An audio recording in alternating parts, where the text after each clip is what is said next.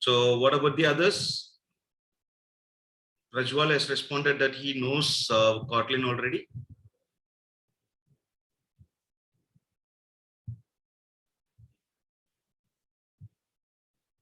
What about the others, guys?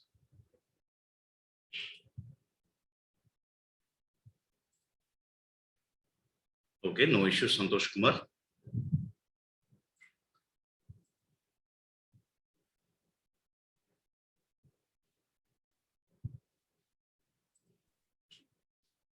What about the others? So if you're not going to answer, I'll just, this will be again an ordinary session where I'll just do the talking and you do the listening. Yes, hello Ashwin Raj.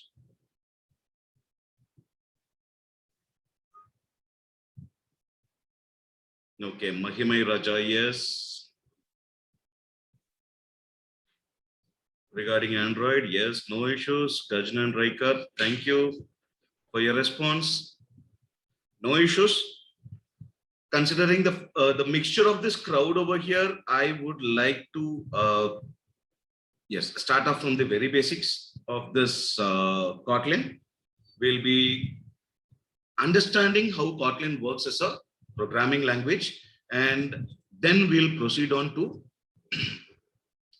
build some applications, right? So with the help of Android applications, we'll start working on how this is, yes, this is familiar. Okay, you are familiar with Kotlin, that it is used to build Android apps based on Java. Yes, it is similar to Java.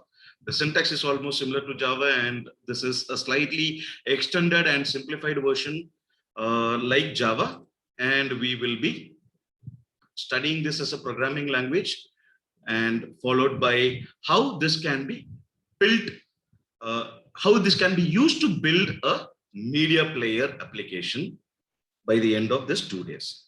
And speaking about these certification links which we have shared, this is not some ordinary event. Okay, so we always think that these certifications are something which has to be earned. Okay, so it is, we are not giving any participation certifications here, but we are giving some certificate of appreciation that you have contributed to our learning process. And this is just going to be a knowledge sharing process. I'm not going to preach or teach anything to you. This is going to be an interactive session, as I'm repeating again and again. The only thing is, we have to, you all have to code along with me. Provided you have the right resources with you, it doesn't matter if you don't have, just make sure that you are making note of all these content, and we will also be happy to provide you this recording along with your certifications.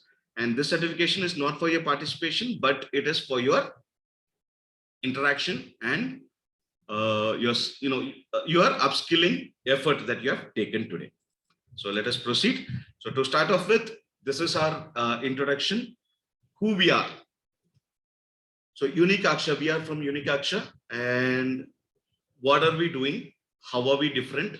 And what are the types of products we have, services we have, and why we have come up with such wonderful sessions, and how these sessions are going to help you out in securing your dream job, right? So many of you are from college, I believe, and many of you are planning to get into a job that satisfies your financial requirements and other requirements.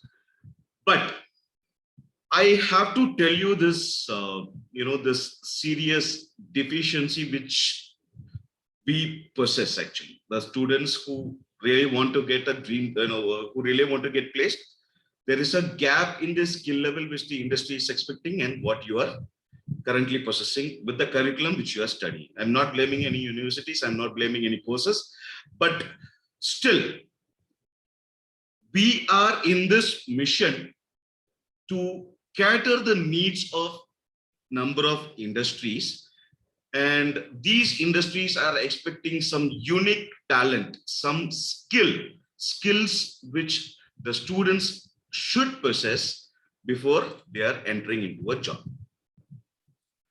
right?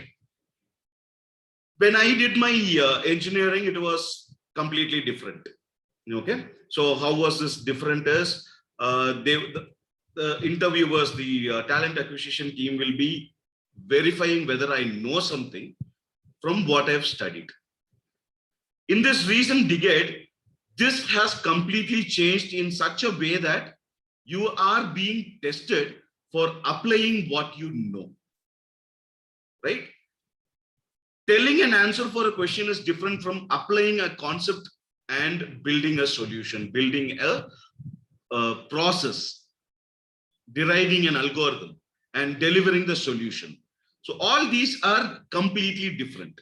So this is how this talent acquisition teams have evolved in these recent years. And we are on this mission to solve all these problems. We serve as a medium for upskilling the students and filling the gaps in the industry with the right talent. So we are unified, and we are unified digital education provider, where we have multiple options for certifications and skill enhancements. How do we bring up these programs? Is it just by seeing something online? The ads come, Virat Kohli is coming, and Dhoni is coming. Some beautiful, wonderful ads are coming here, and they are, all of them have started talking about skills. Not by just having a look at what the others are having, but we are associated with a number of industries where we personally serve them with our projects. And currently we have taken up this process of upskilling students from colleges. We have built a strong team which is unique. It has it is a combined team of academicians and industry experts. So academicians know how to deliver something, and industry experts know what is required for getting into a job. Having these team combined together, we have defined a universal curriculum. So I should not be delivering a curriculum which is required only in Tamil Nadu, only in Telangana, only in Kerala, right? So giving you this skill, you should be able to stand out from the crowd, be unique yourself, as our name intends. So you should be unique, and you can demand a company. I know this. Are you willing to take me in? Right? So we have identified the list of in-demand courses. We have defined a suitable curriculum.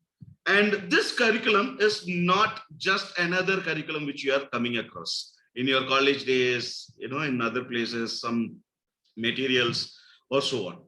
We have broken down into a uniform length of sessions, and in these sessions we will be having, again, I'm advising you all not to draw something on the screen, otherwise you will be forcing me to revoke you from this session. So please don't do that. And this is going to be an intensive program. By telling this as an intensive one, I'm not saying that this will be some 3 to 4 hours long, or it will be breaking your head and so on. So these things are, this curriculum is going to be intensive in terms of the number of exercises we are going to give, the number of activities which you are going to work upon, and the number of assignments you are going to give back to us. And by calling this as an immersive program, we have included a lot of interesting exercises, and these exercises will definitely enhance your skills. Just give me 1 second so that I can remove these. I have disabled this, so just give me 1 more second.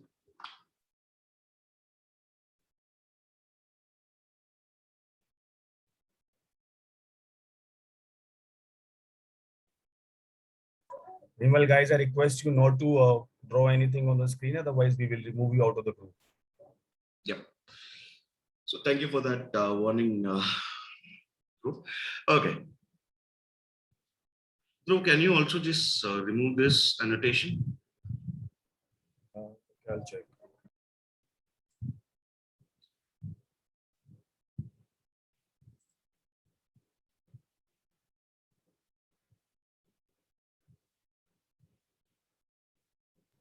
Sir, I'm not able to. Let me check. I'm making you the post again.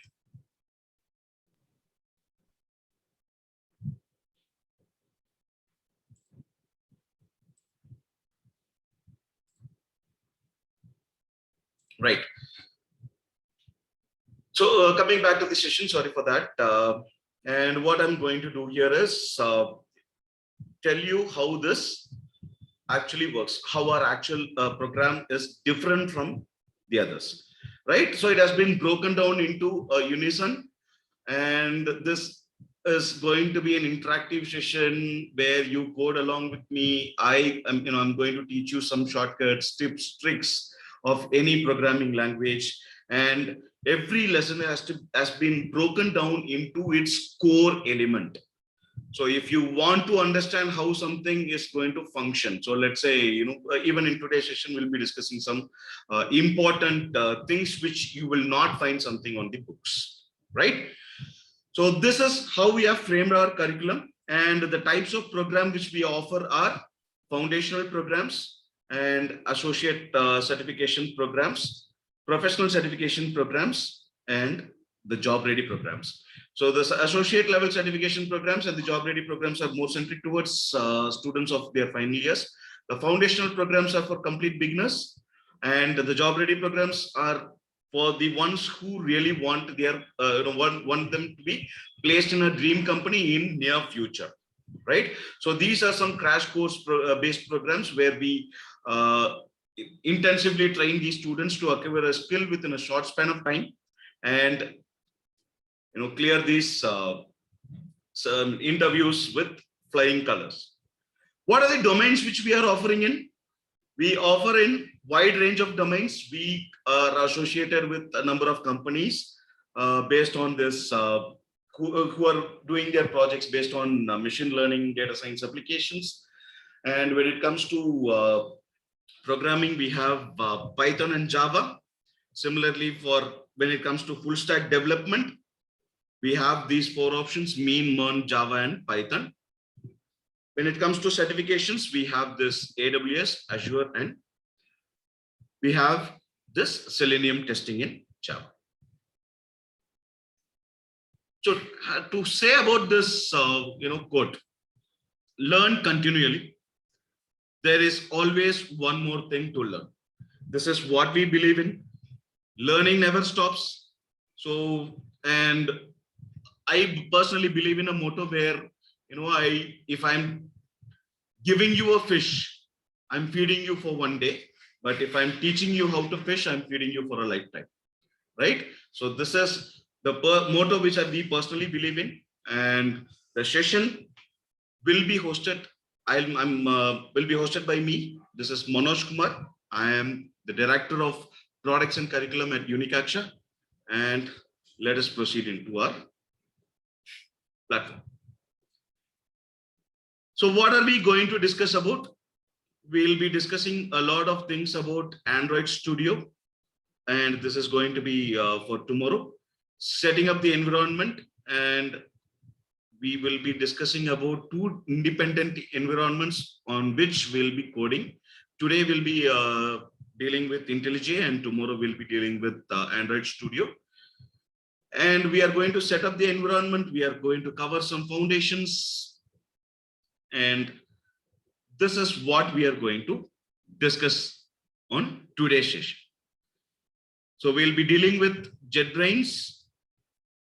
We'll be downloading IntelliJ IDEA, and we'll be using making use of this community edition.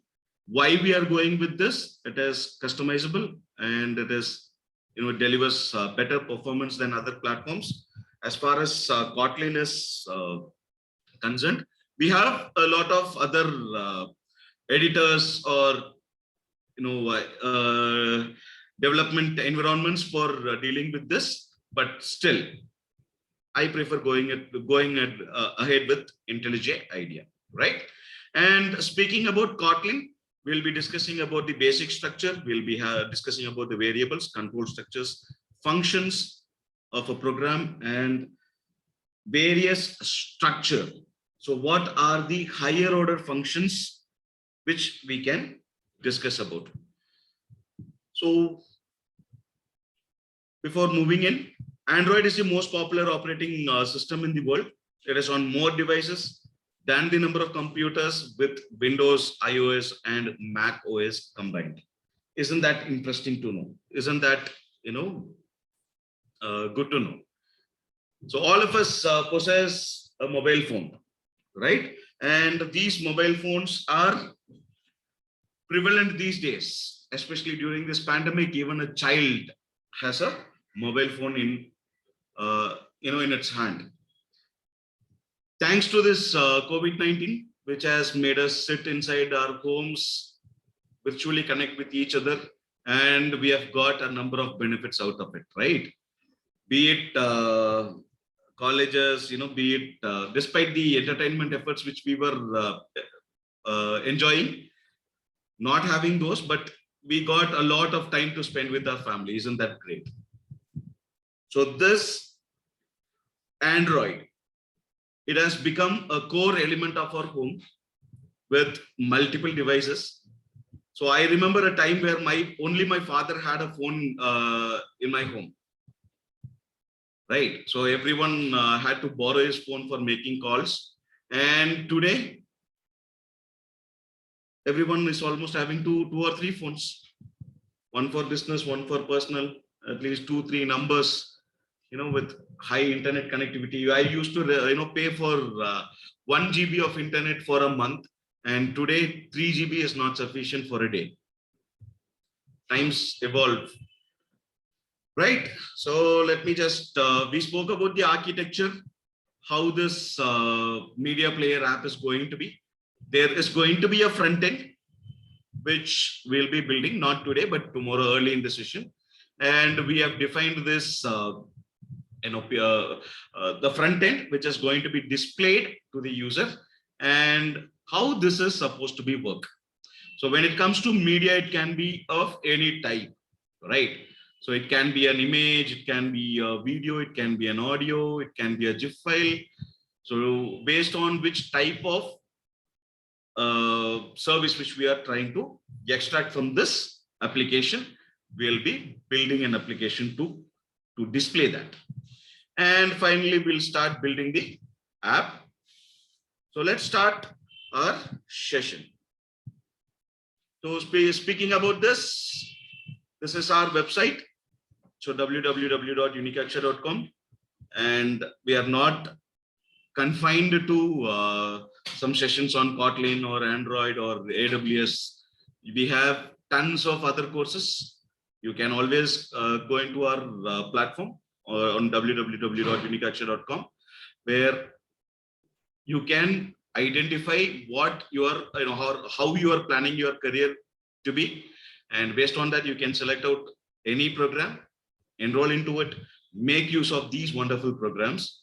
And if you have any queries, you have any doubts, feel free to drop a mail to support@unicaksha.com. And this is our phone number. So you can always make note and give us a call. We are always there to help. And let us proceed to our actual session. So here we are. So first things first, you have to go into this platform called Idea Check. So IntelliJ. So this is a platform. You search this on Google and you will be getting this. 1 second, Kachanan.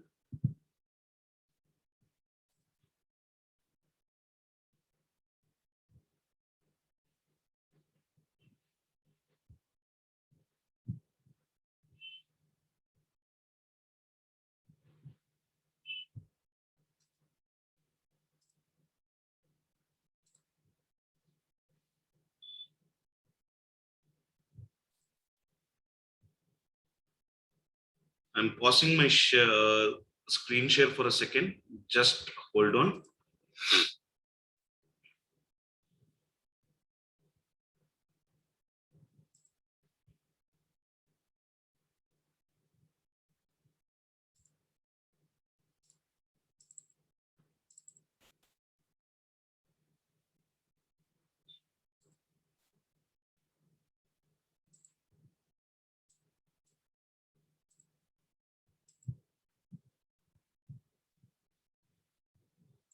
Yep.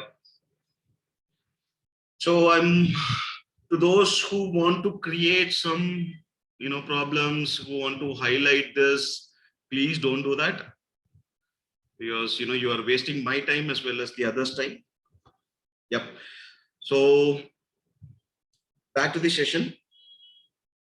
I would like to start off with why we are going with this platform, and before that, this JetBrains. So you have to download this platform.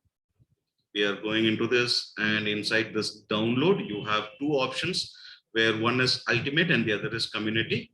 So this is for this is an enterprise edition which you can purchase, but we do not recommend that doing. You can always go for the community edition with JVM, Java Virtual Machine, and Android development. This is obviously open source, and you can make use of this. Okay, so Deepak Patra, which one is best among Android Studio and IntelliJ idea for Android development? It changes according to the perception. I personally don't want to, bias this decision. So I have worked both in Android Studio and IntelliJ IDEA, and I prefer using this IntelliJ. Yes.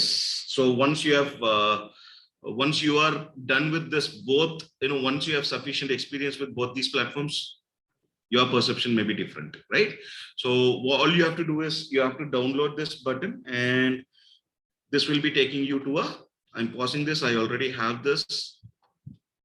So you can see here, I already have this in my computer. So I'm stopping this, and you can download this, install this on your computer, and we'll be ready to go. Okay. So this installation is going to take quite some time. This is a comparatively bigger software for around 600 MB, and post which you will be required to download some libraries and packages which are required for building our applications. So having said that, I'm going to quickly take you into our platform. So here we are. So I'm going to zoom in. I hope my screen is visible to all of you.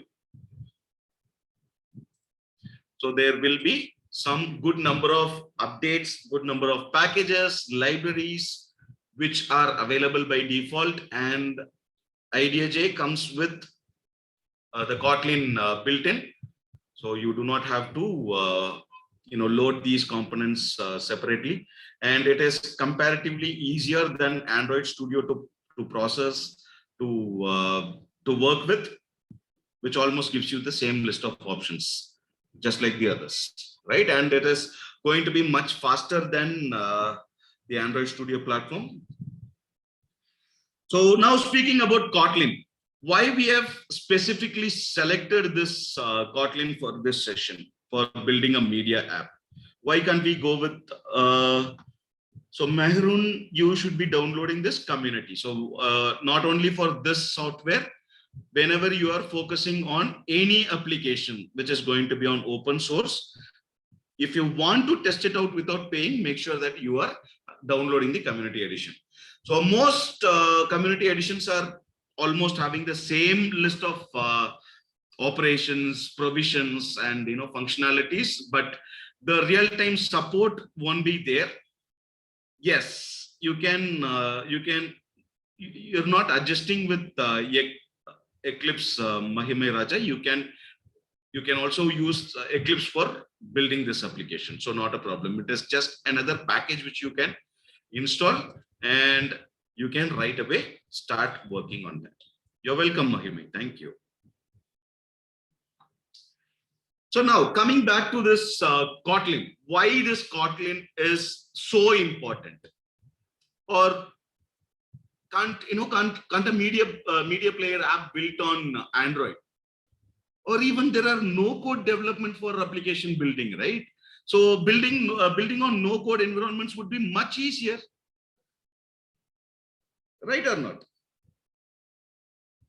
So this was until 2010, where this has become the official language of Google itself, right? So having said that, Android is the highest number of, Android is the biggest OS used by more number of devices than everything combined. This Google promoted this language, this Kotlin language, as its official Android application development language. But why? Again this question comes. Why Kotlin specifically? There should be some reasons, right? So we in every subject, in every programming language subject, we have this question: what are the features of C? What are the features of C++? What are the features of Java? Right? Similarly, I'm going to ask you the same question. This is going to be a 2-mark question for getting your certification. So what are the benefits of Kotlin? It is fast. It is, obviously lightweight. Why I'm calling lightweight? It doesn't come with a lot of bundles of packages, right? So whenever you have these bundles, so bundles of packages, these are known as dependencies. So what do you mean by dependencies? My application, which I'm planning to work on. Yes, Sujit, thank you for your, okay. So Chinam, Deepak, Patra, you have mentioned Kotlin is the official language for Android by Google. Great. Good, very good. So speaking about, yes, it is having lesser code than Java. So that is called as lesser bundles. And these lesser bundles makes this a suitable language for building applications. Whatever you are writing in Java can be, can be achieved with Kotlin with even lesser number of codes. But Kotlin also follows this operation of bytecode. So this is one common word which you have come across whenever you are studying this Java, right? So this Kotlin, whatever programs you are writing in Kotlin, this will be converted into a bytecode, or let's say, the right word is compilation. So Kotlin will compile the code which we have written into its bytecode, and that will be executed in a Java virtual machine. There are platforms for converting your Java code directly into your Kotlin, and all these benefits has given us some wonderful framework or wonderful application development environment known as Kotlin. I have a question for you all. Can you tell me what is the meaning, or what is the indication of the $1 billion mistake? I'm sharing that in this. I'm sharing this question. So, what is a $1 billion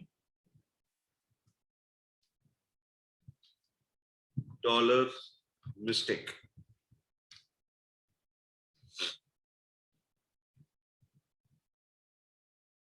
It is a well-known term in programming concepts.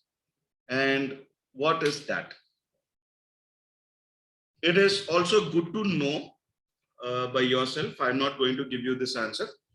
but I want you all to find this answer and let me know, right?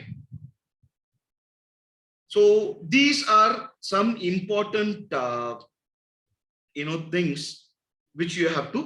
Okay, so now I have given you the features of Kotlin. Does this acknowledge? Does this, give you the understanding? Why is it better than Java, especially when it comes to Android app development? Why is it better than Java?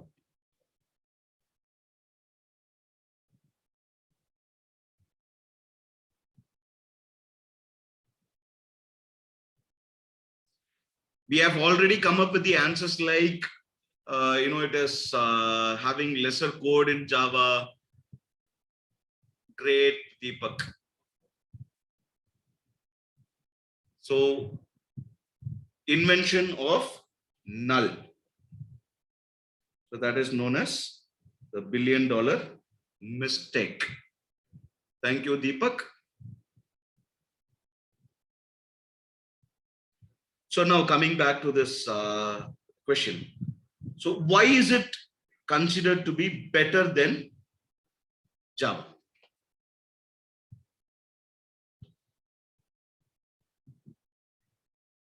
So there should be a number of reasons, right?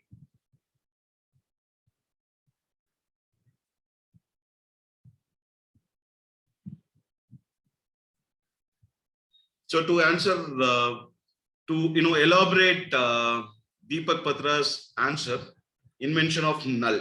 So there is an exception called as null pointer exception, right? So I'll be showing you some real-time examples on how this null can be used in Kotlin. This is comparatively different than others, and this is one important reason for preferring Kotlin over Java when it comes to Android, Kotlin over Java when it comes to Android application development. So this null safety is there. Okay. So this is going to be defined as a core element. So this null, for defining something as a null, when you want a value of null to be assigned, you have lot of additional activities which have to be performed in Kotlin. But in Java or any other programming language, you can just do that, right? And there is these concepts, the object-oriented programming concepts of Kotlin are far more advanced than Java. When it comes to operator overloading, or when you have to define some constructors, and there are some interesting concepts which I'll be showing you with some real-time examples known as type inference. Okay, type system and type inference we'll be seeing in very shortly. We'll be seeing that. So these are the systems which we have. Yes, I'll be answering your question shortly, Krishna. So let us proceed. So once you have downloaded this IntelliJ, what you have to do here is you have to create a new project. This is as simple as creating a new project in file. And once you are creating this file, or once you want to create this file, it will be asking you what SDK you want and what type of project you are planning to carry out. So select this Kotlin and have this name here, give a name to your project and what you are trying to build in this case, right? And you can select this build system as Cradle. We'll be discussing what is this Cradle. You can also select this IntelliJ. Either ways, this is going to help us, right? So having said all these, we are going to start our session, right? So first of all, the common thing which we'll be doing in our program is to any first program in any programming language which we are starting is going to print the hello world, right? So let us start with that. I'm going to remove all those. So main is a function, right? And inside this main function, we have this print ln. So most of the time we'll be using a syntax almost similar to Java. And in this print ln, we are going to type this hello world, right? I'm going to save this and I'm going to run this. So you have a play button over here, and this play button is going to just build your project, and it is going to connect to a daemon, and it is going to give us the output in a console. For the very first time, it is going to take some time. So my application, my platform just restarted after installing the necessary plugins. So here it is. So we have got the first program, and so I'm just typing in another statement so that you can understand how this works. So fun stands for not the actual fun. It stands for, it is a short form for the abbreviation. It is a short form for function. So this main is a function, and this print line. So print, you know what that obvious print is going to do inside our program. And line, what do you mean by line? It is going to print something which is given in the output form, to be printed on the output, right? So this is known as this is the standard program which we can type in almost any programming language, right? So this is how it works. Let me save this, let me run this program again, and we'll be getting in a different output. So here we are. We have got a modified output here. And the next thing any programming language is going to be concentrating about.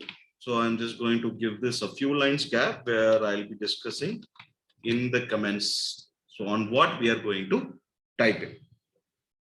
So the next important thing which we are going to discuss is about the variables. There are two types of variables when it comes to Kotlin. So one, it is known as mutable. So participants who have studied about, studied Python would already know what these, mutable property is, right? The ability to modify a content. So that is known as mutability, right? And we have a local read-only variables which are not mutable, which are immutable, right? So mutable variables and immutable values. Just like any declaration, you will be having these two inside. Yes, we will be sharing this recording links with all the registrants.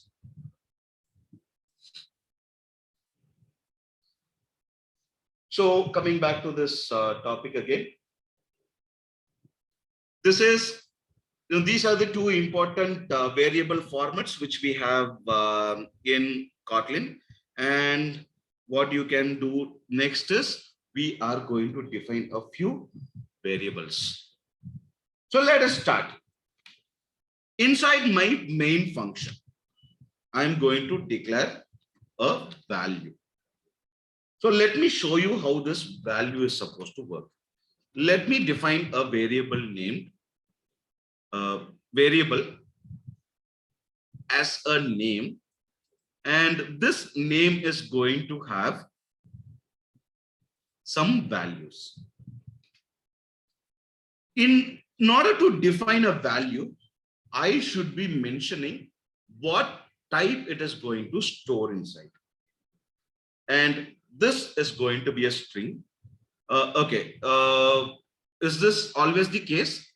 We will progress very slowly into these basics, because when tomorrow if I'm giving you some exercises, you should be able to understand what these are. Okay, so that is the reason I'm going very slow, guys. So make sure you are understanding these concepts. So let's say I am defining a name here, right? And I'm trying to change this name here. When I am giving this an equal to symbol, you can see here that it has been underlined and some error has been thrown. I have not even completed this value. I mean, not even completed this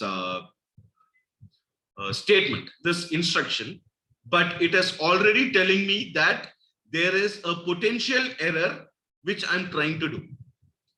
What is it saying? Whatever variable which are defined as a value cannot be reassigned. The moment it has seen this equal to symbol, it understands that I'm trying to access something. I'm trying to access in the wrong way, right? So in that case, it has thrown an error. Now, what if I'm still trying to change these values? Is it going to run? This will immediately throw me an error on my face, right? So what is this error? Now, what is this Kotlin thinking? I already told you that a value cannot be reassigned, idiot. Why are you trying to do that again? Right?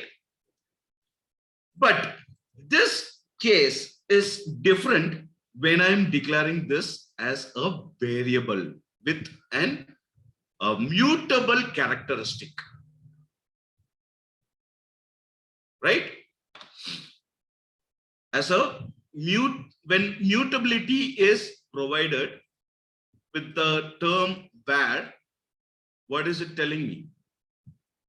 So I'm just going to save this and I'm just going to run this program again so that it now executes. Okay, it executed this with warning because it is not having anything inside. So anyways, it has revoked that error, right? So this is the benefit of having these mutable and immutable properties. So whenever you want to say about say the value, when you want to assign a value which are not supposed to be changed in your application, you can define that as a val.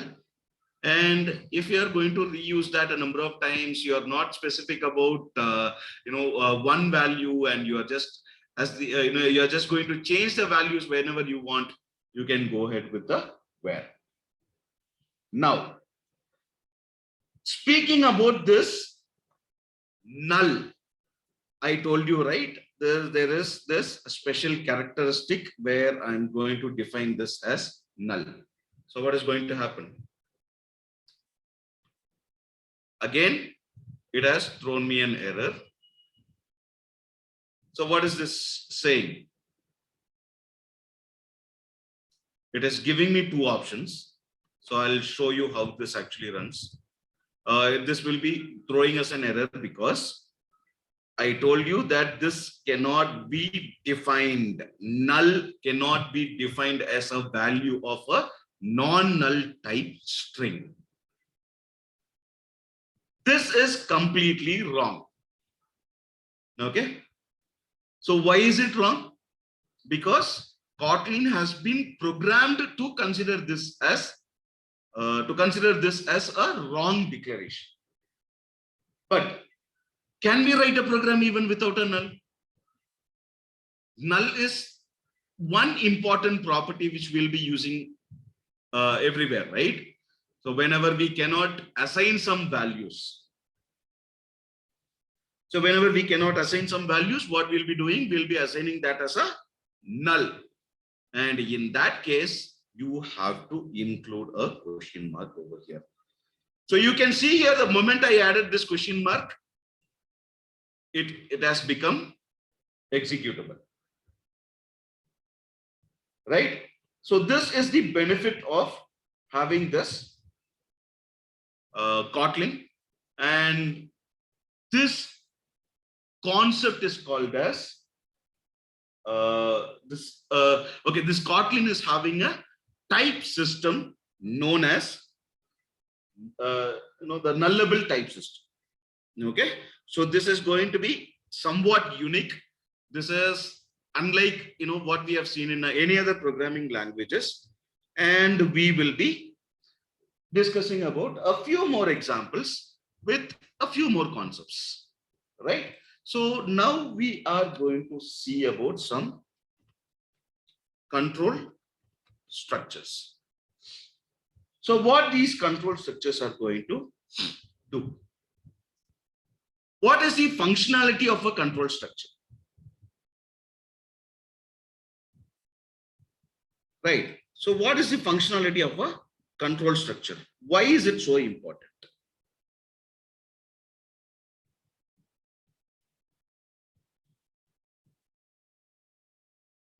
You cannot run a program every step by step, right?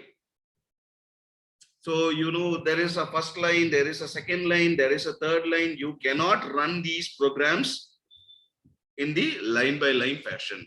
Let's say there are 1,000 lines in it. When you want one specific function to execute, and if you are executing that as a procedural language would do, as a sequential order, in a sequential order, what is going to happen? Just imagine the scenario when you are trying to take money from an ATM machine. That is one classic example which we can consider. So what is this going to tell us? A program is supposed to move the control, change the line of control to a different function, to a different module, to a different component wherever it is necessary. What happens otherwise?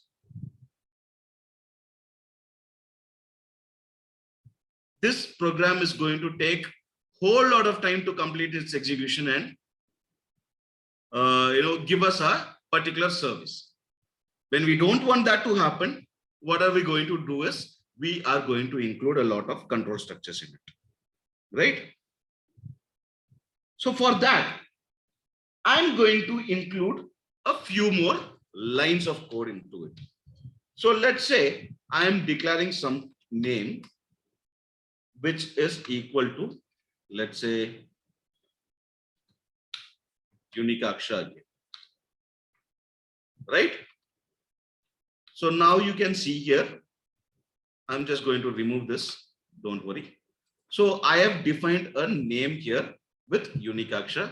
So just see what is this saying. What is this light bulb going to say? So we are going to, it is just going to give us some recommendations, which I'm not bothered about currently. But let's say I'm including a greeting, another variable, let's say greeting, or let's call this as a string now, as of now, and I'm going to add this as null, right? I'm going to add this as null, and now inside my main function, I'm going to check a condition. So what condition I'm going to check is if the greeting is not equal to null.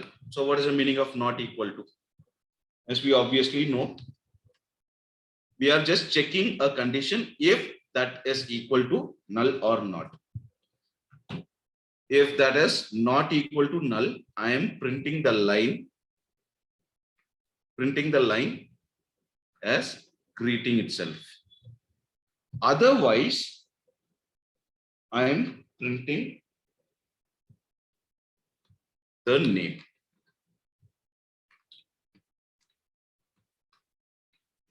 Let me save this, and you can see here the program will be executing and what will be the output. Obviously, Unicaksha will be the output because the value with greeting is assigned to null. Now I'm going to make a few changes here. Let's say hello, and I'm running this. I've saved this program and I'm running this.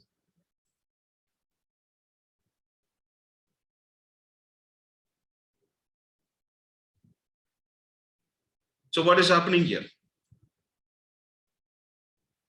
The condition becomes true, and this is printing hello Unicaksha,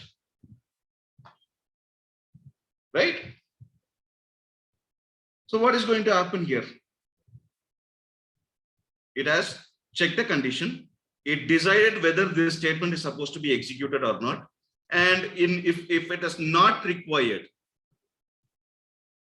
or if this condition is satisfied, is entered inside, this statement gets executed. The greeting gets executed and it comes out of that block. Then it executes something else, right? Now, let me add something else here. So, something else in the sense, let me assign a value inside. So let's say I'm printing hi in it, right? I'm saving this and let me just reassign this to null.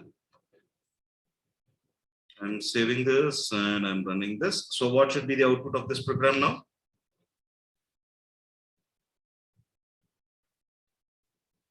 I missed the question mark over here.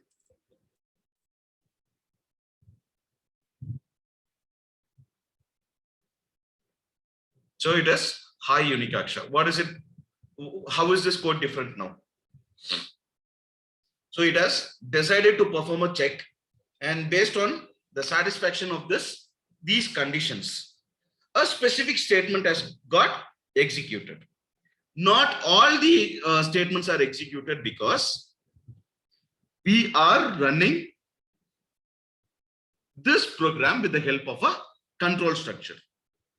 So we didn't want this to be modified, right? So this is the help of this is how we are going to write this control statements. Now I'm going to give you an activity where you are expected to print this greeting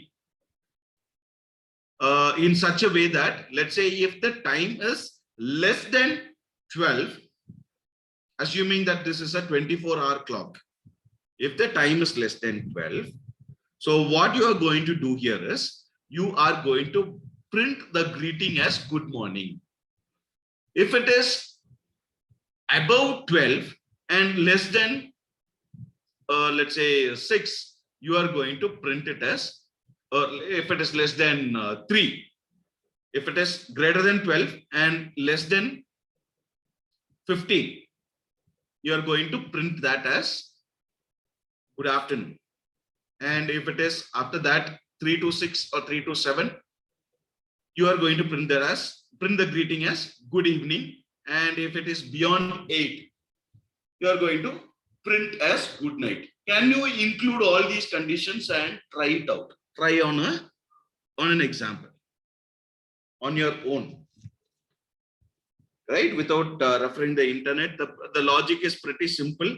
So I'm not asking you to come up with some unique logic and all. This is as plain as it could be.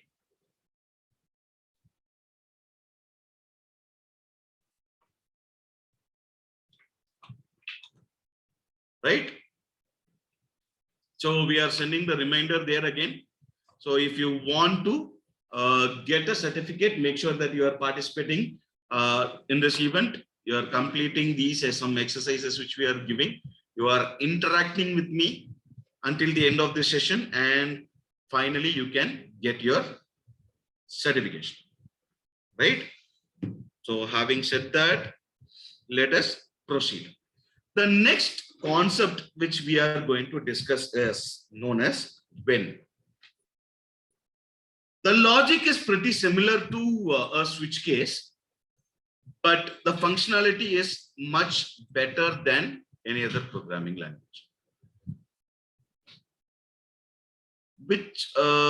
Okay, so let me ask my team to check on this link, and coming back to this Rex question. Why this question mark is used after the string? This question mark is used after as to indicate that this variable which we are going to use is of a type system which accepts null declaration. Understood, Rex? So this is to show that a variable is going to be declared with a null value, right? And the next thing which we are going to discuss about is when. So what is the benefit of when, and how is it different from a switch case, right? This when is going to simplify our job. Let's say when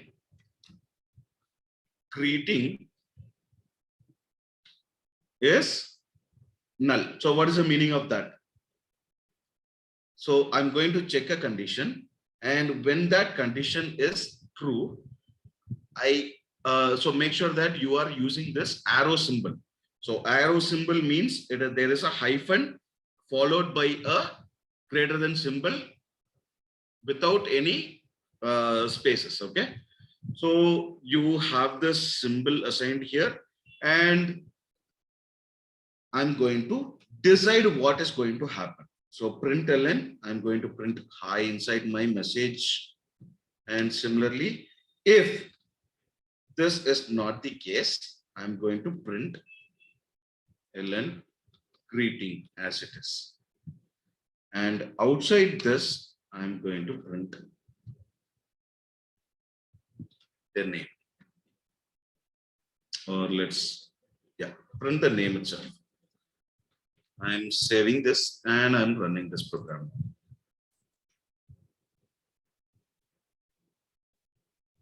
So what is going to happen? So if it is, this is actually null, right? So now I'm just going to define this as something else. Hello, and I'm just removing this.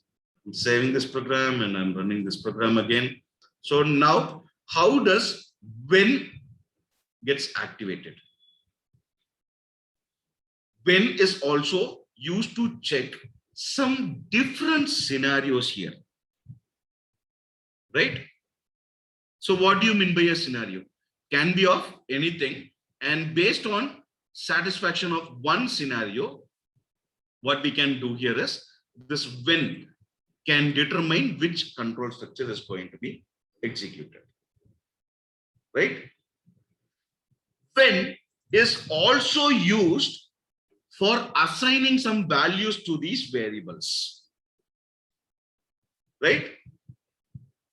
So for assigning these values to this variables and expressions. So that is what we are going to see. And okay, I forgot to tell you about this scope of these variables. Okay, so this scope is known as, so this scope, these two variables can also be inside a main function, and whenever you are declaring this outside, it indicates that they have a more bigger scope, right? So I'm just replacing that here, and let us see a few more examples on how this is going to work. So now I'm just going to make a small change over here. So let's say, let this be null over here.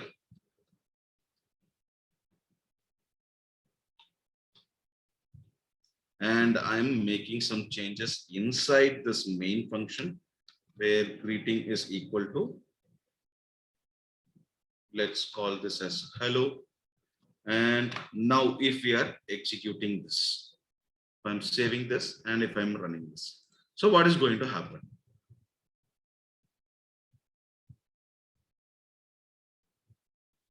Yes, it still returns the same thing, right? It doesn't have anything to do with this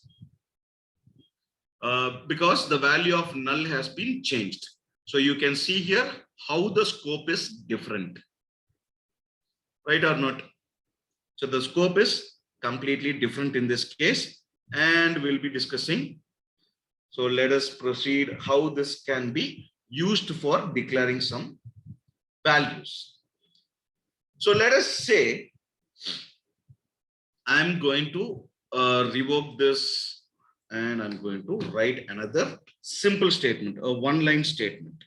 So let's say I'm writing this. So val.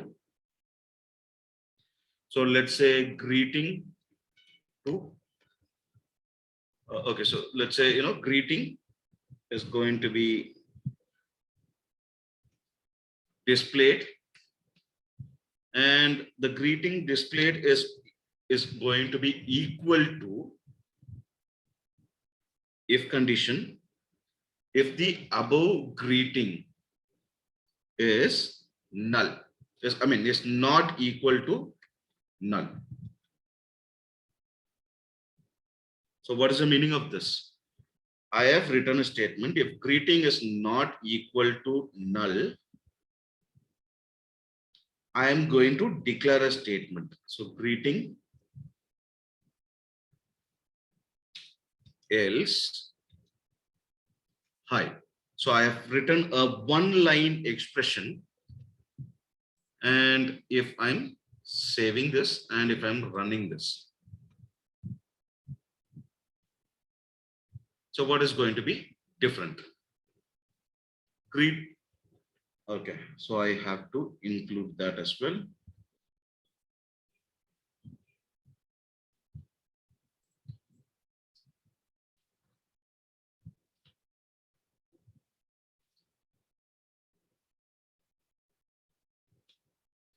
Greeting displayed. I'm just going to activate that greeting displayed. I'm going to run this program now. So what is it going to be printed? So this is going to be printing high unique aksha. So what is this high here? How this expression has got this value? So this checks a condition. It assigns the value greeting if it is not equal to null. So let's say I am giving this as hello again. I'm saving this program and I'm running this program.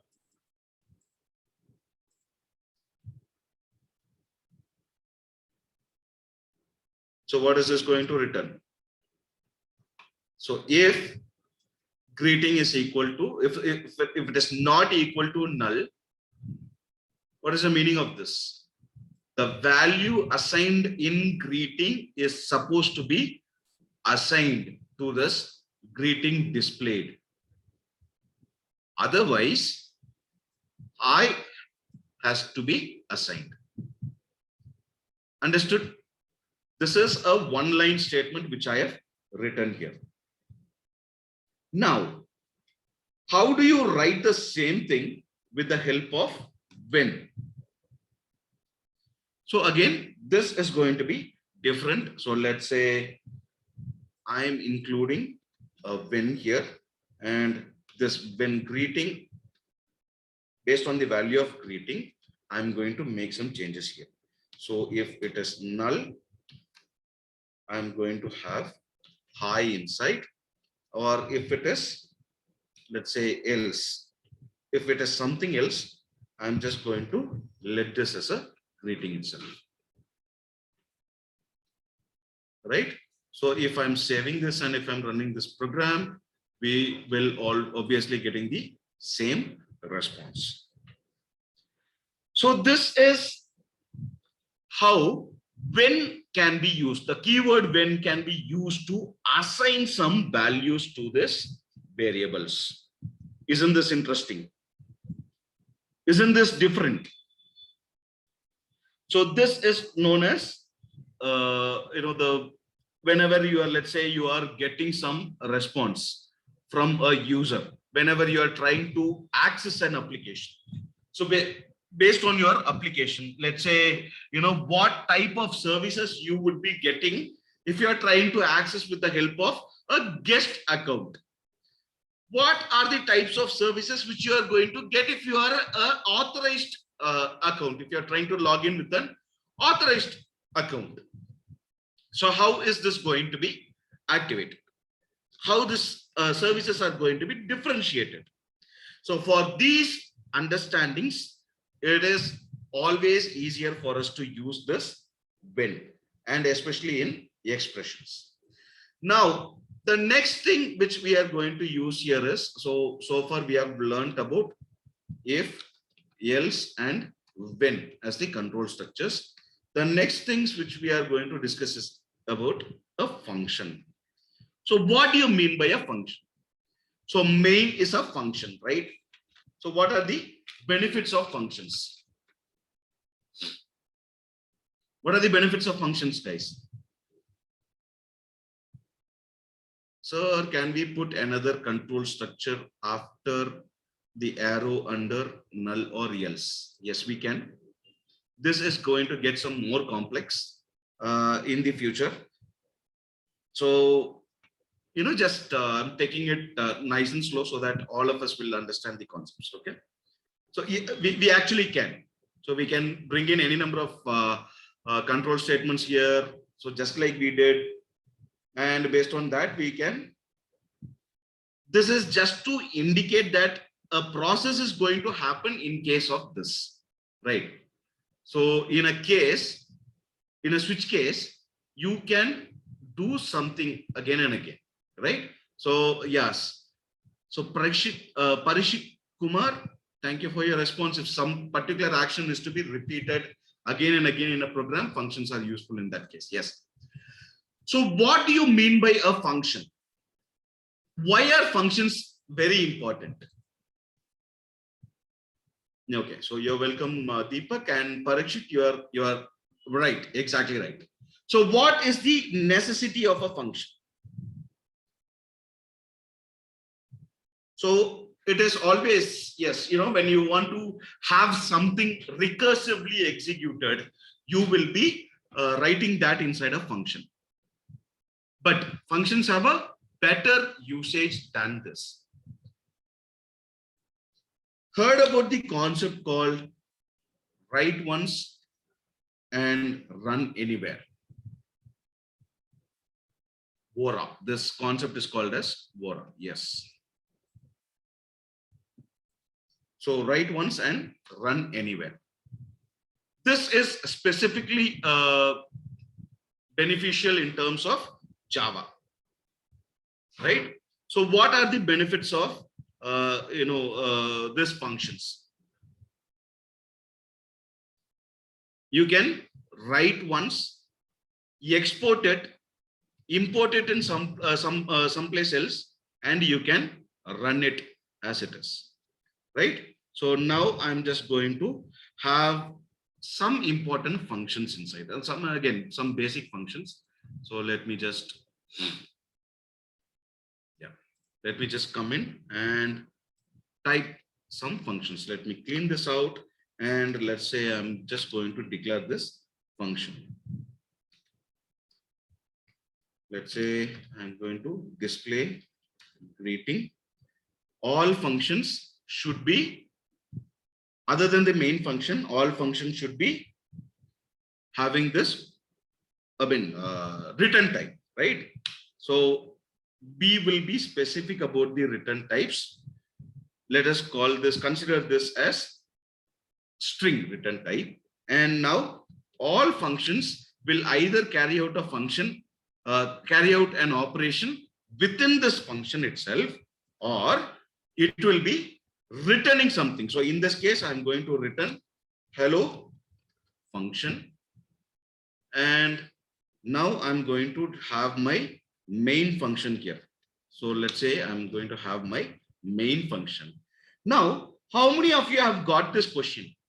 I told you all functions should be having either a return type which carries out a function over here, and why this main function is not having any return type?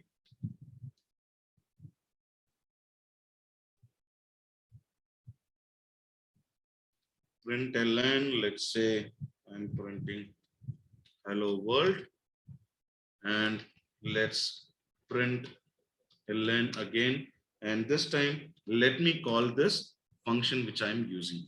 So display greeting, I'm calling this function. So this is an explicit call.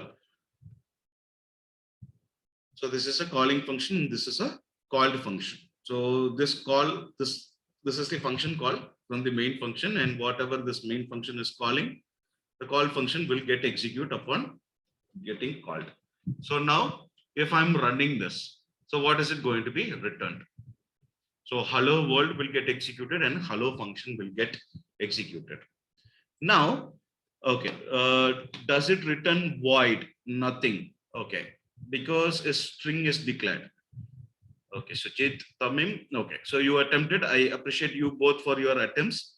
Now comes my important question. Why is this main function not returning anything?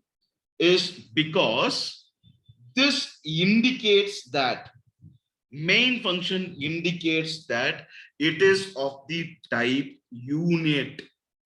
So unit is a type in Kotlin that indicates that it performs all the operations, or all the operations within this function itself.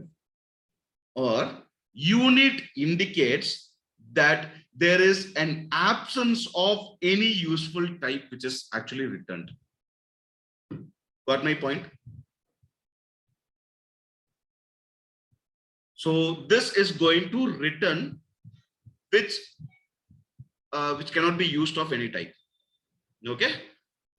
So now I'm going to add, let's say I'm going to add another function. Let's say hi. Okay. And this hi is going to be a function of unit. And inside this function, I'm okay. Not this. As I was speaking, I just typed that. So function say hi, and this unit is going to, let's print ln, and I'm going to call this display greeting itself.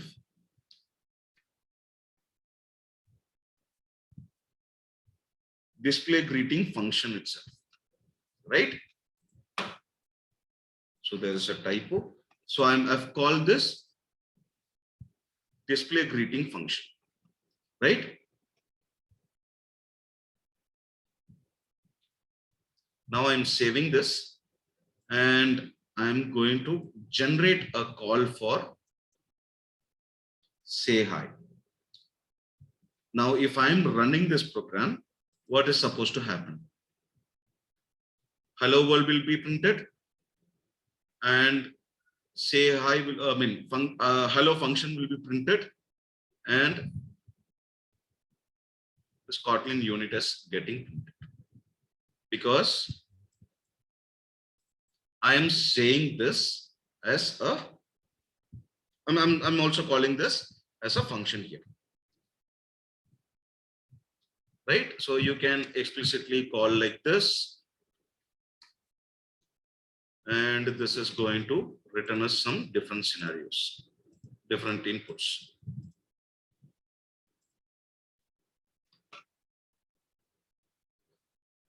Okay, Deepak, I'm telling you again. And Tamim, does the function have return type of unit, return a string, or any data type?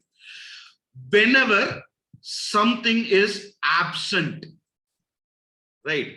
When this function does not have any potential element, any useful type to be returned, or when this function completes all these operations within this function itself, right?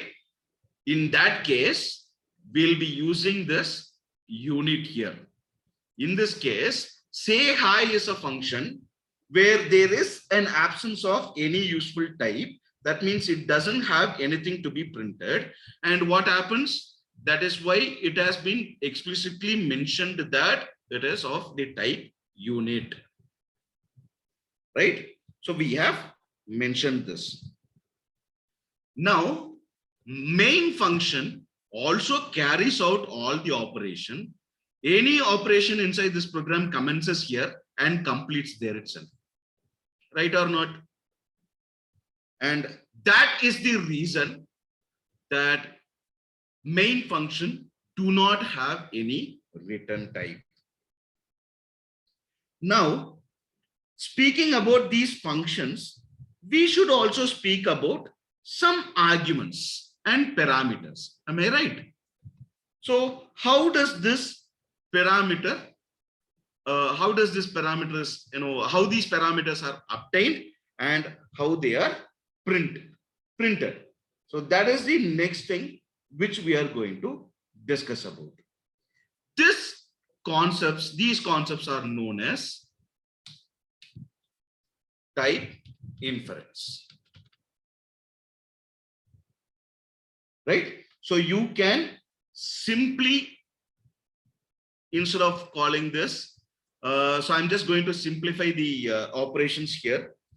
So whenever you have this function state like this, so let's say, this is going to be a string, and just because this is returning only one statement here, let's say I can simply write this like this: hello Kotlin.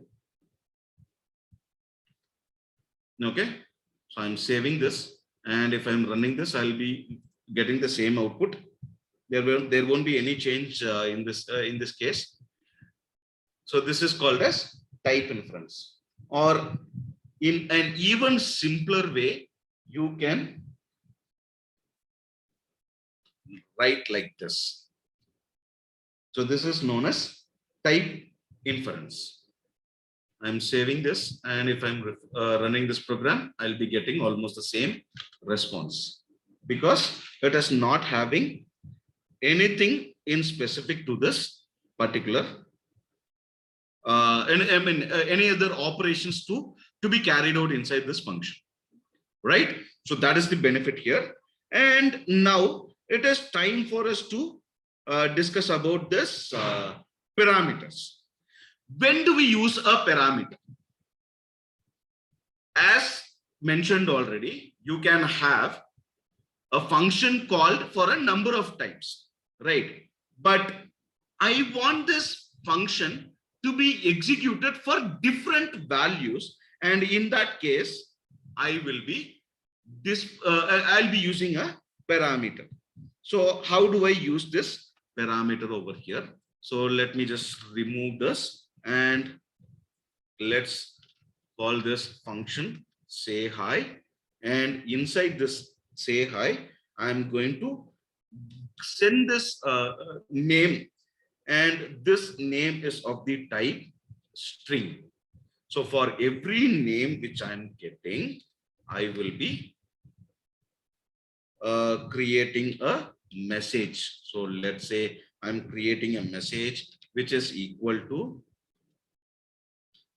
hello space and plus I'm giving this name inside, right? So name is of the type string, and this is going to print a name for me. And let me just print this message, print ln, and let's print this message. I'm saving this program, and I'm going to pass on a value. So in this name, I have, one second.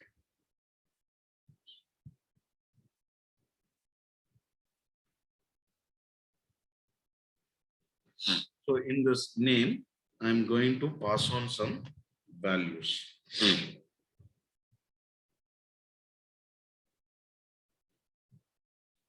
Name as Manoj Kumar.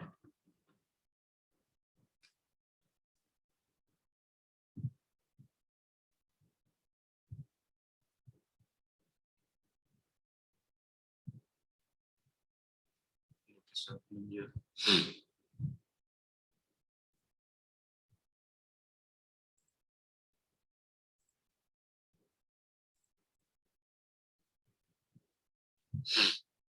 Just give me 1 second.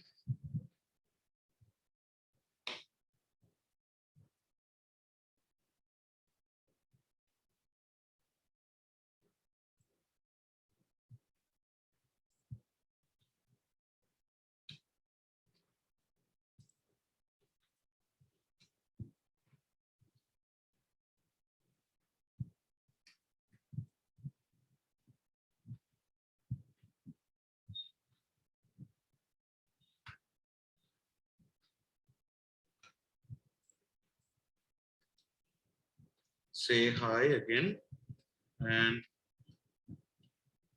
name of person, Kotlin. Let's run this program now. So what is it going to be printed now?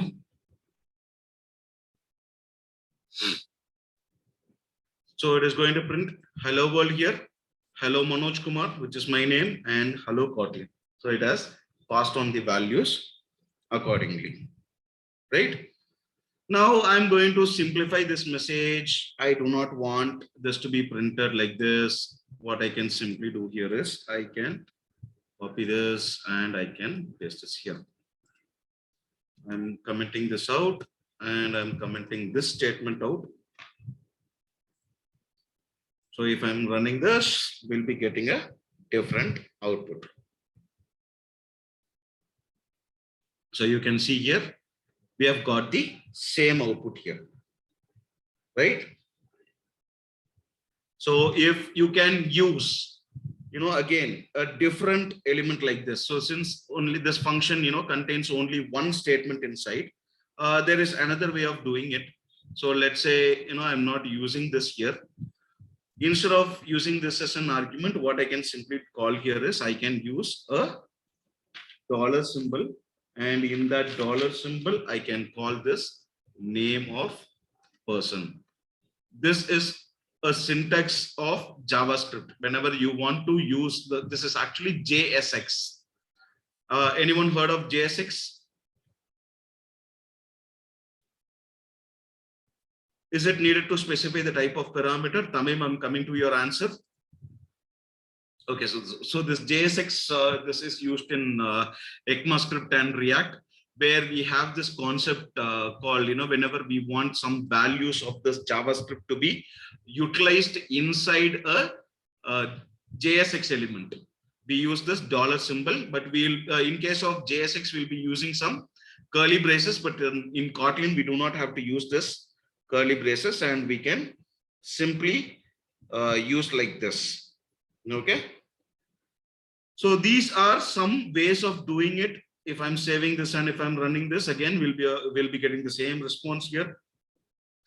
So that is the benefit of Kotlin. I'm just giving you different options to run and see this program, guys. So don't think that I'm boring you. We'll start building the application only in a better way if you are understanding these concepts, because tomorrow I'll be using a lot of shortcuts. I don't want you to feel stranded. Okay, so that is the reason I wanted to cover all these up. Okay, so next I'm just going to perform some different operations. I'm going to pass on two different parameters here.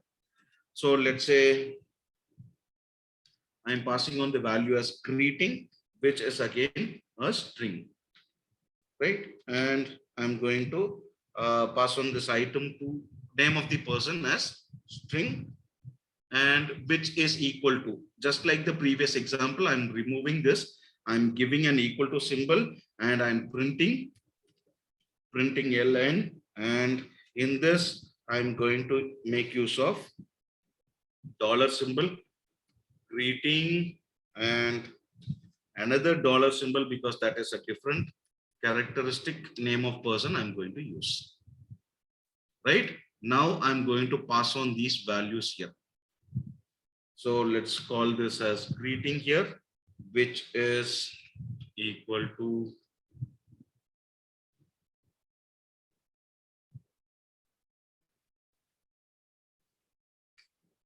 hi,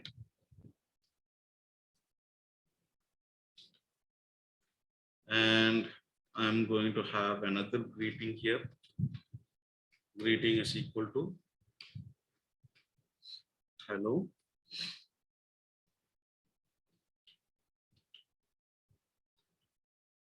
And a comma, obviously, I'm saving this. And if I'm running this program now, we'll be getting a different response.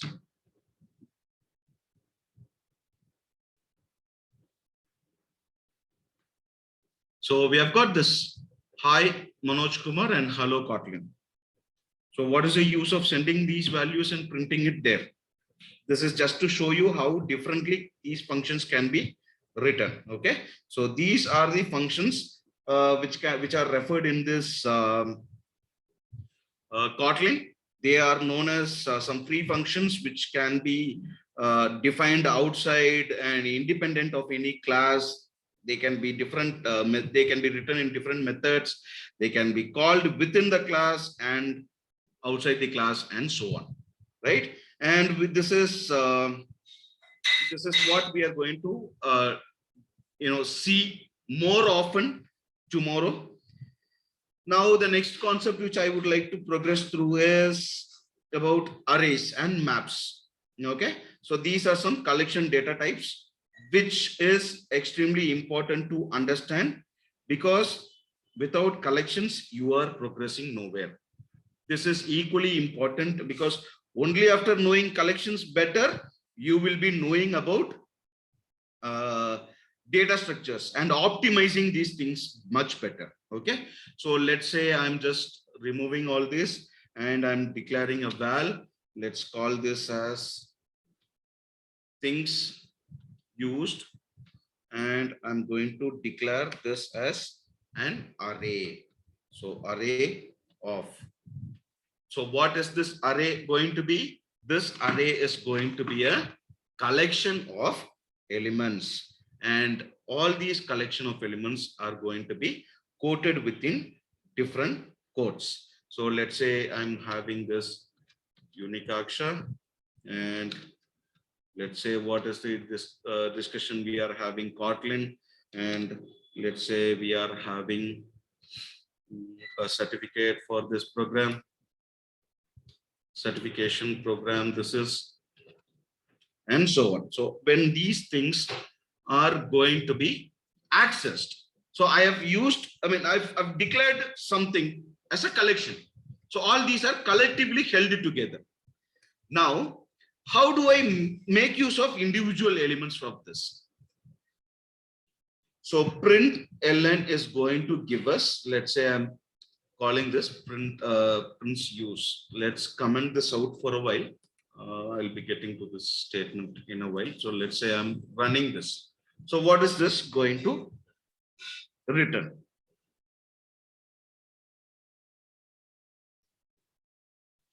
So this is of the language type. So wait, let me just tell you some other functions and then come back here. So things used dot size. So let's say this will be giving us some better response.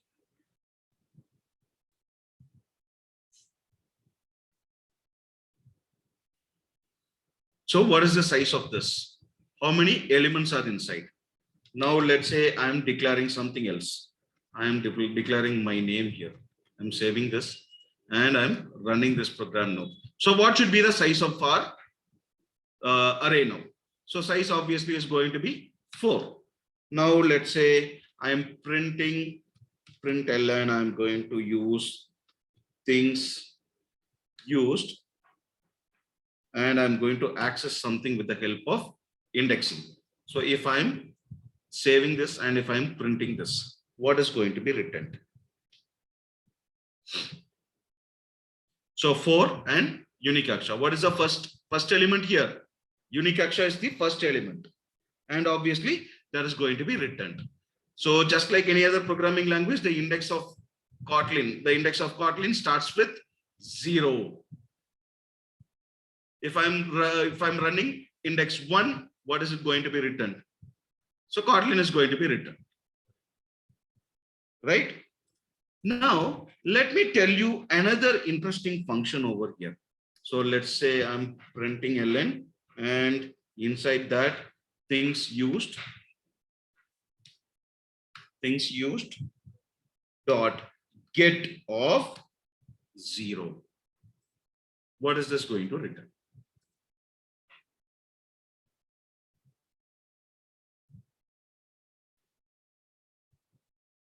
Okay, just give me a second.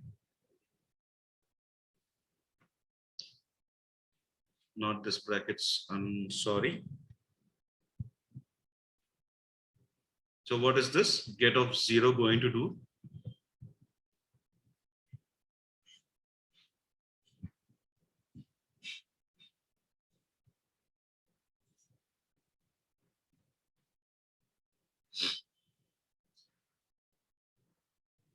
So what is this?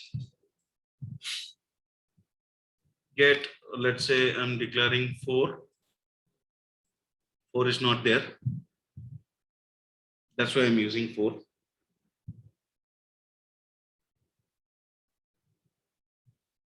So it is throwing an exception, just like a similar exception or in Java.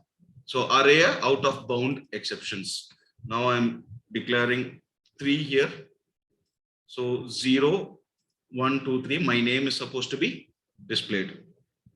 So how is this index position different from get? I'm giving this as an assignment to you all. So make sure you understand what is this difference between normal index position and get.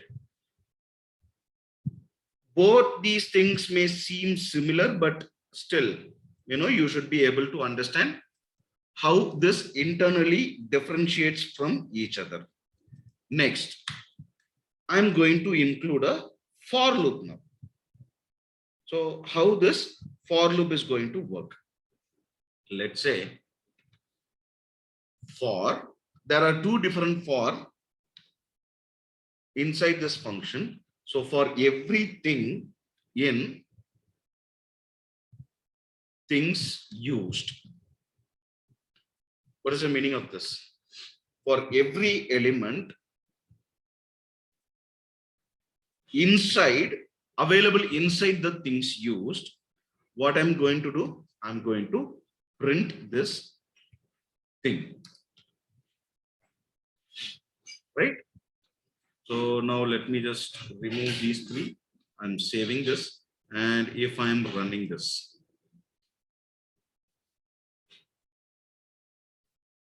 so yes, it has built, and you can see here. So this thing becomes a variable, and for everything available in, so this is just just indicating the index position 0. So for every element which is available in that given position,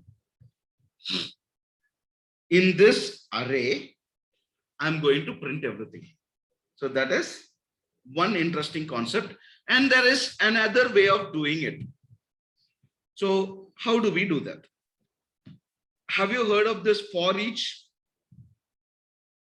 So things used dot for each. So that means for every element available in this string, what is this going to do? This will be returning a particular function for us. Print ln, and this represents an it. So let's say I'm going to declare this as a string. And later I can decide how it is going to be printed. So this might look some confusing as of now. So don't worry, we'll be discussing it much in a simpler way. So let's say I'm printing this.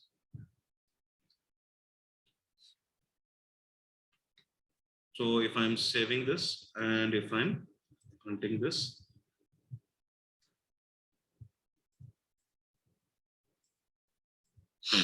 there is some error. Let me just check this.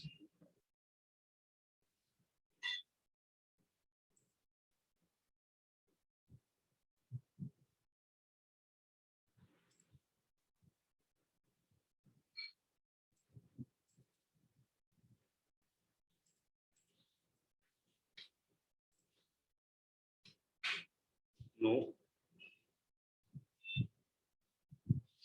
Let me just try out in a different way. I'm just wondering why it is not working.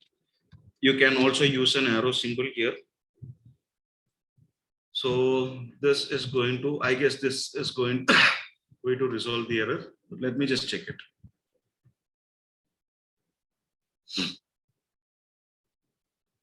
Yeah. So I have used print instead of println. So just to resolve that syntax error, I have used an arrow symbol. So this arrow symbol is used in all some higher order function, guys. So I hope now you have got the difference between print and println. Print means it prints continuously, and print line means it prints everything on a new line. So these are the things about some important functions inside. So let's just there are some other functions as well where we will be using with respect to index and so on. So let me just for each index is a function, is an inbuilt function. So for each index, what is the meaning of that? So how is it going to be different? So for each index, I'm going to call upon this I'm going to call every individual element, and that is going to print us the values accordingly. And now I can also make changes in this. Let's say this element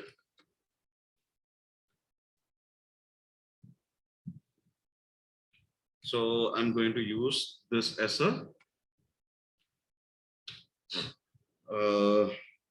variable and is at, or let's say is present at index.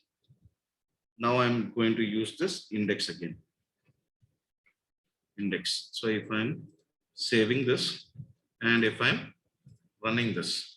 So there are a lot of chances that you may require understanding about the position of elements, especially when it comes to Android applications, because you will be handling data, you will be handling with a lot of storage elements, and you need to understand how these are positioned inside a application, how these values. So let's say you are since we are building a video application, you need to understand at what index a particular element is placed, a particular song is placed, a particular movie is placed. And let us say you want to understand how these elements are distributed when it comes to playlist. When you are creating a playlist on your own, what happens? These playlists are going to be kept in a different position, right? So in those cases, you need to be understanding how they are actually stored.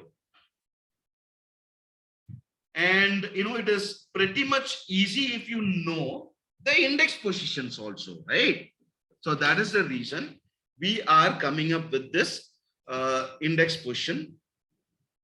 And similarly, there is another concept called just like arrays, we have a concept called list of. So what is this list of going to tell us? And how is this better? How is this going to be help us? So this is going to be where declaring some variables as array types, and we'll be working with various interesting types. So you can see here, if we are using a list of, this Kotlin provides us the benefit of accessing individual elements by using a dot operator as well. So just like accessing index, we can also use with the help of some common functions, and we can use these elements to with respect to convenient access. We can use this list of elements. Okay, so the list of elements is almost similar to array, but it gives us some better expressions to access these elements, right? So these are the some of the fundamentals which we have studied today. And let us say, if I can complete another example for you using some higher order functions. So I hope you have studied about these map functions. Let's say I'm just going to include some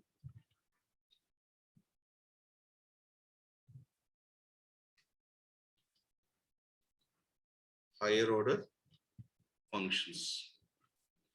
So what is the meaning of this higher order functions? Again, these are some simple processes which you have to carry out on your own, but these libraries have already brought these functions inside. Okay, so let's say I'm just going to include this a value inside. I'm just going to revoke this, and I'm going to include this higher order function called map. Okay, so let me declare this variable name, and this is going to be a map of. So after telling you what this is, I'll tell you how this is going to work. Okay, so 1 to A, and let's say 2 to B, and let's say 3 to C, I'm going to use. Okay, and for each map, for each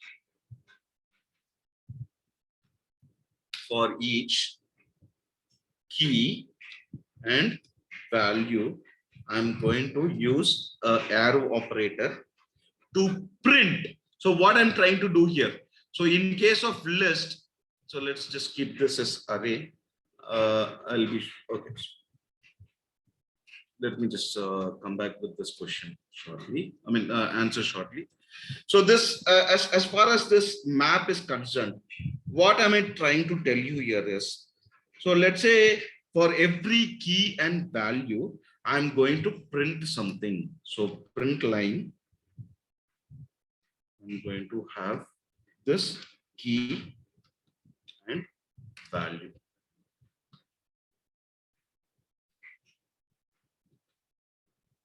I'm going to use the dollar symbol, obviously. So let's comment this out.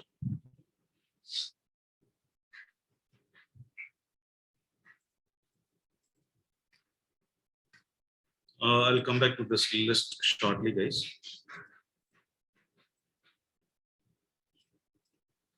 Let me just comment this out. Now, if I'm printing this, if I'm running this, what is going to happen?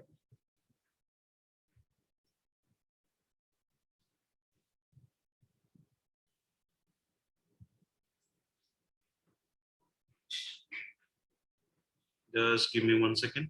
I should have missed.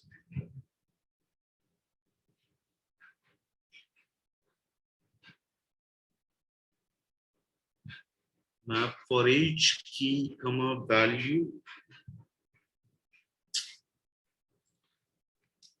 My bad.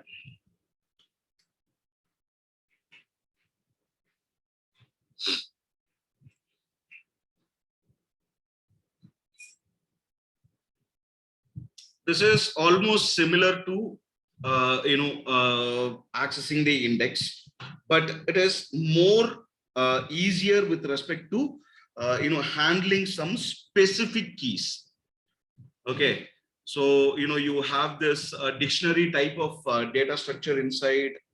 Collection of this is going to have collection of elements, and this is going to allow you to have different things inside, which can be conveniently accessed, right? And this is of two types again, where you have this mutable map of. So once you have done this map of function, there is another function called mutable map of, where it gives us the process, it gives us the benefit of handling these different elements, right? So this is what these are some of the higher order functions which you should be knowing about, because we'll be operating with all these elements, right? And just combine all these functionalities together, and let me just type this program so that it tells us how easy it is when we are dealing with some functions. So now I'm just going to make use of this, and I'm going to remove all these.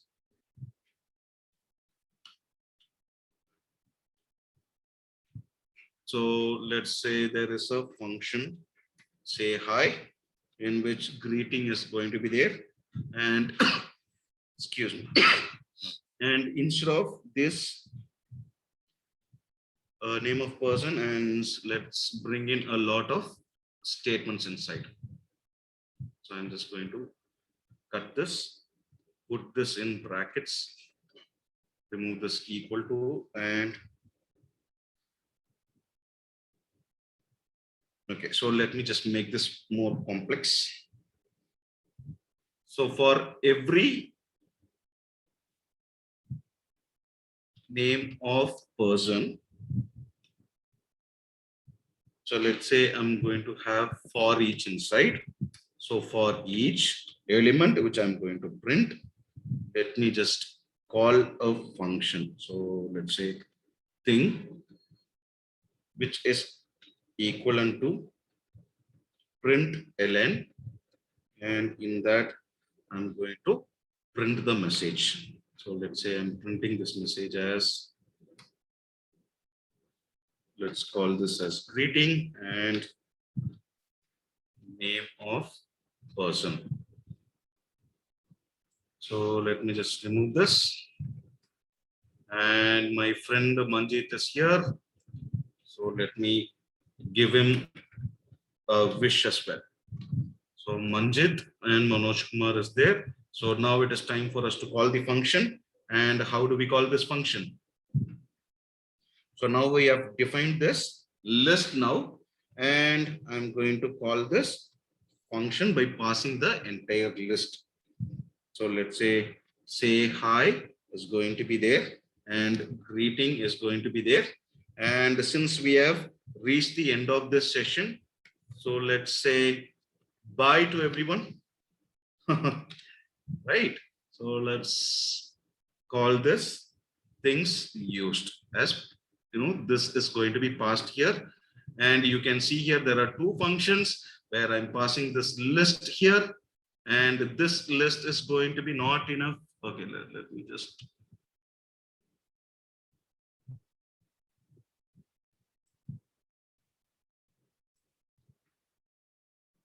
Yep.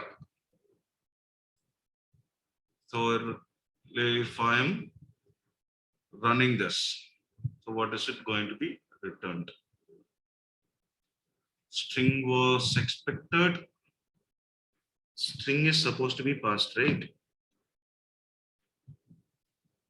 Just give me a second.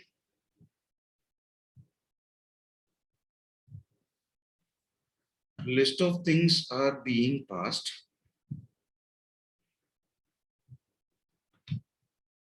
One comma here. Type mismatch.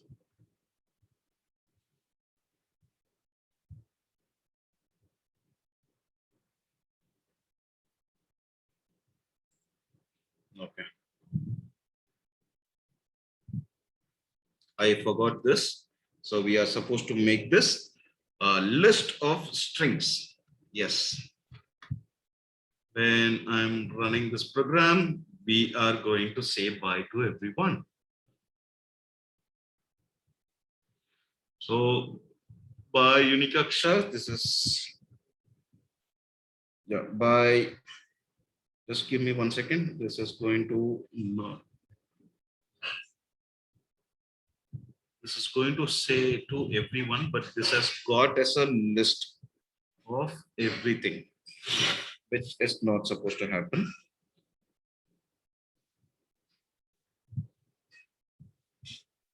Just give me 1 second.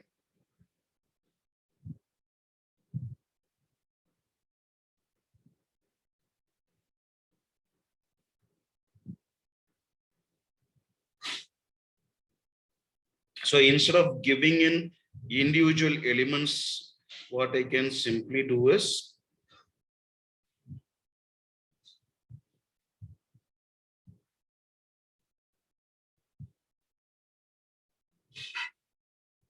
yep. So you can see here, I have done this, right? So this can be done in different ways. Let's say I can give this as a list of elements itself, but just by adding an asterisk symbol here, this is going to give us, this is going to defined as the spread operator. So what is the function of the spread operator? Okay, fine. So I'll teach you this tomorrow, where I'll be destructuring these elements and I'll be running this program. So these are some higher order functions which you should be knowing. I guess we have come to the end of this session, everyone. So we can, you can ask if you have any doubts, and we are going to start building an application tomorrow with the help of Kotlin.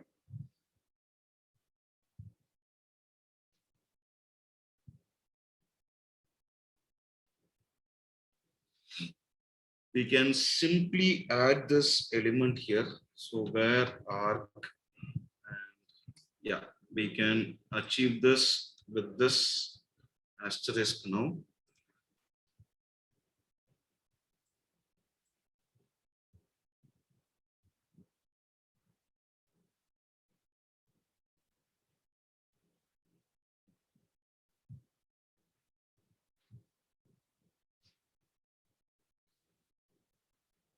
Let me just make this as string again.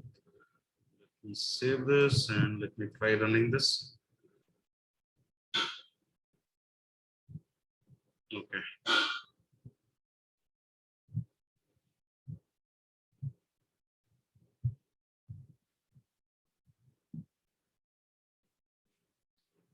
This should usually run, but anyways, let me just check it out, guys. So we'll be using ideal IntelliJ itself, or if necessary, we'll be able to work on some Android Studio. Okay, but you understand these functionalities. So today you have understood the basics of Kotlin. Okay, so all are requested to fill in this feedback form, guys. So make sure that this Manjit has shared this thing with you, this link with you. Please fill in this feedback form, and please fill in this certification link so that we'll be able to roll out your certifications. Yes. So thank you everyone for your time. If you have any doubts, you can ask. I've completed my session.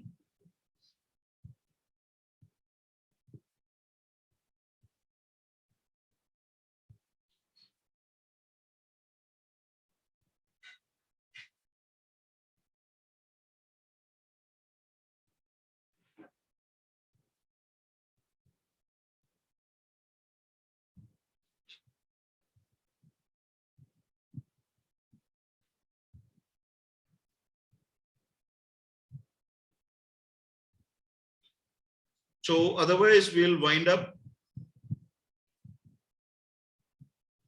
Thank you everyone for your time.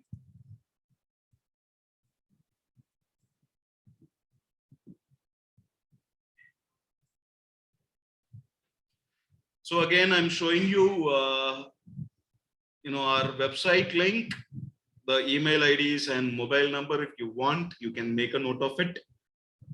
Provided if you have filled your certification link and if you have filled this feedback form, you are free to leave.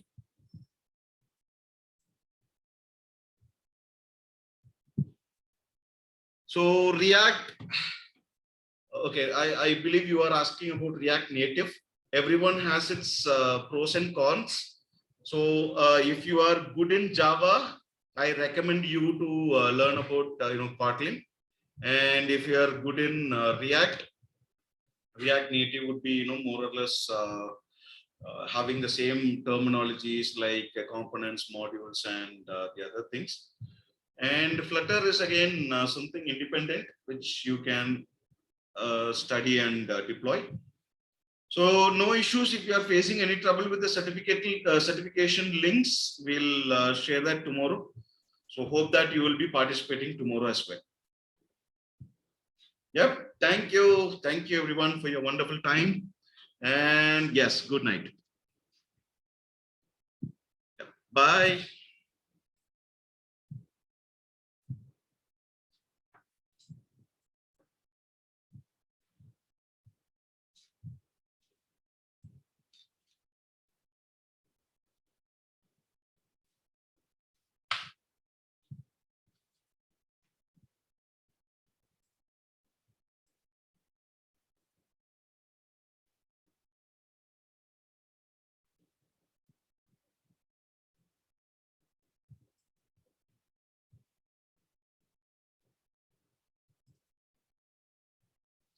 You will be getting the recording session once it is rendered.